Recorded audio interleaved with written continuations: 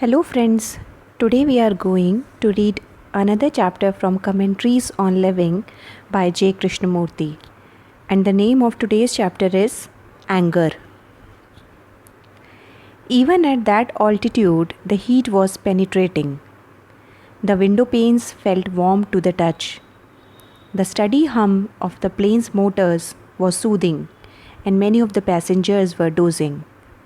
The earth was far below us, shimmering in the heat, an unending brown with an occasional patch of green. Presently we landed, and the heat became all but unbearable. It was literally painful, and even in the shade of a building, the top of one's head felt as if it would burst. The summer was well along, and the country was almost a desert. We took off again, and the plane climbed, seeking the cool winds. Two new passengers sat in the opposite seats, and they were talking loudly.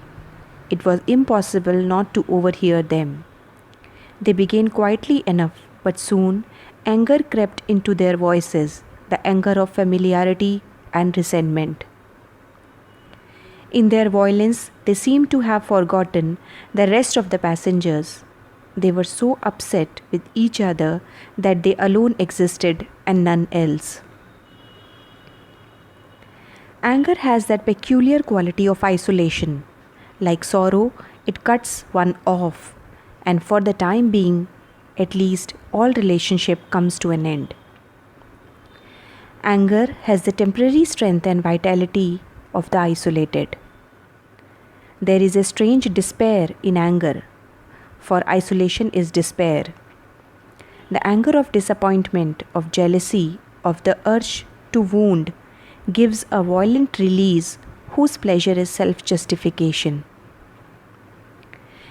We condemn others, and that very condemnation is a justification of ourselves.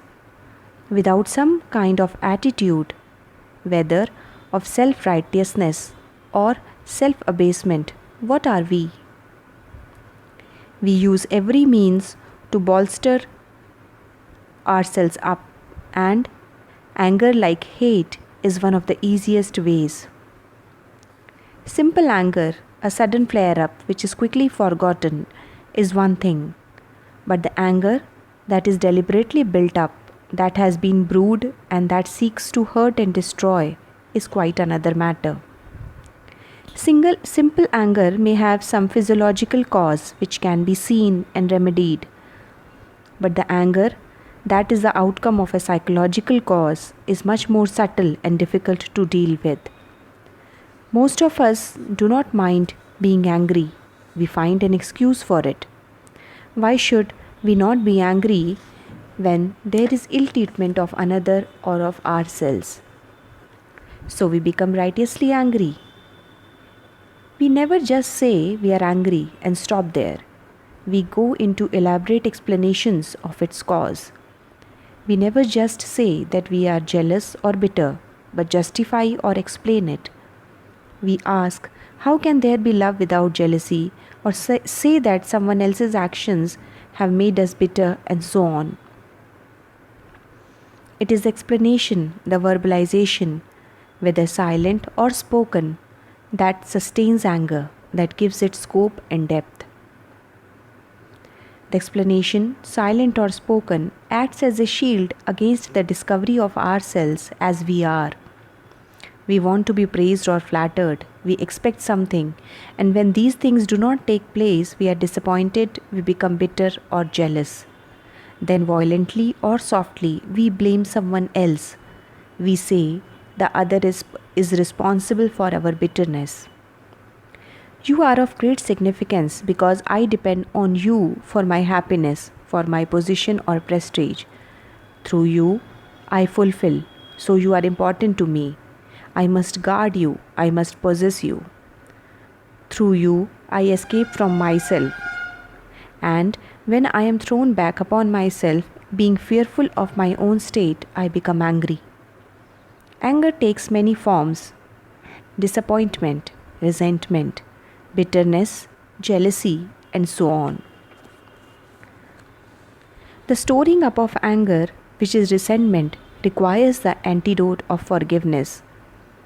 But the storing up of anger is far more significant than forgiveness.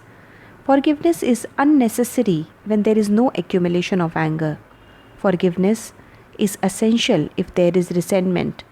But to be free from flattery and from the sense of injury without the hardness of indifference makes for mercy, charity. Anger cannot be got rid of by the action of will, for will is part of violence. Will is the outcome of desire, the craving to be, and desire in its very nature is aggressive, dominant.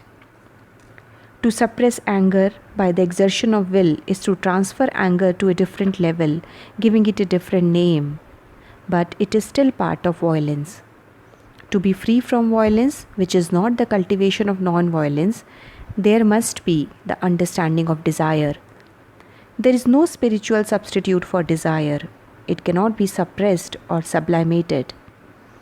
There must be a silent and choiceless awareness of desire, and this passive awareness is the direct experiencing of desire without an experiencer giving it a name.